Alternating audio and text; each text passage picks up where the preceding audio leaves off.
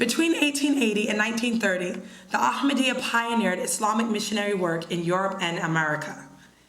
In America, and I want to emphasize this because I know the Ahmadiyya get a bad rep among Muslims today, all Islamic and proto-Islamic development before 1930 was linked to the Ahmadiyya movement. And this is true for the first half of the 20th century, even though you have Muslims who were there and who would filter in, but any institutional or organized effort to convert Americans and to bring Islam to Americans is again coming from this group. And this also is true of Muhammad Alexander Webb, who is known as the first white American convert, or one of the first white American converts to Islam.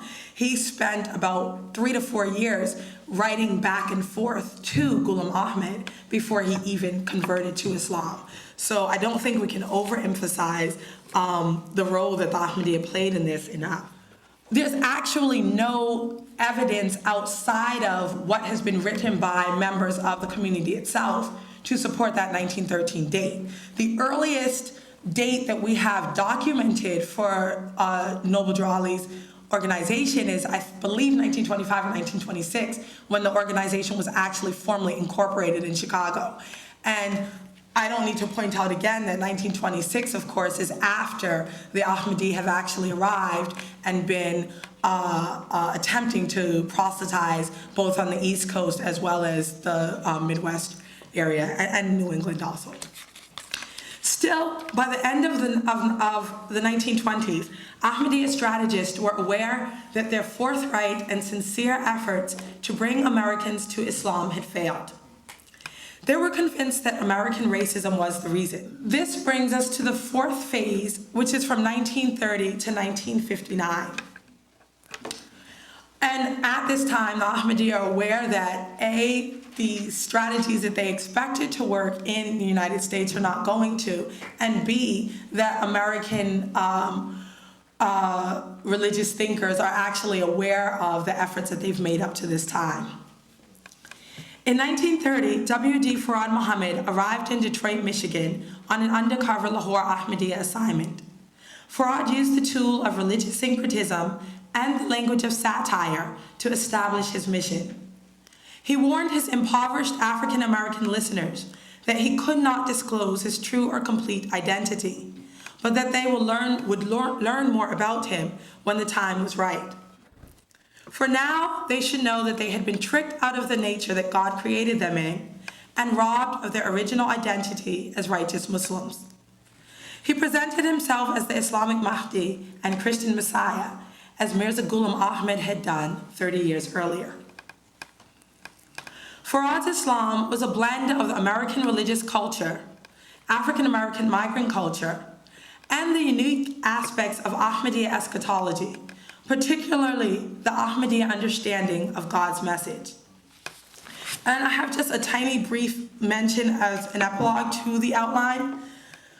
And there I just want to mention that the Ahmadiyya Anjuman Ishat Islamiyya, which produces copious literature and documented almost everything that they were doing officially, that they did not officially recognize Muhammad Abdullah's work in the United States until not only Abdullah, but his wife Begum Hamida had also passed. And the reason I believe that this was done based on just the research is because they had to doctor up the official biography. And what I mean by this is they have Muhammad Abdullah leaving India in 1930 and traveling to Fiji and staying in Fiji from 1930 to 1959. But then when you go and look at the actual newspapers that were written in the files that are still in Canberra, Australia, or the UK or anywhere else, and this was a community that was heavily documented by the British because of the laborers. The Indian laborers, I think they were called coolies at the time, they had to be watched for sedition and for other things. Muhammad Abdullah is in Fiji as early as 1927 or 1928, but he's not there consistently. And then there's no mention of him again in terms of building the schools and working as an educator until 1934, which contradicts the official Ahmadiyya document.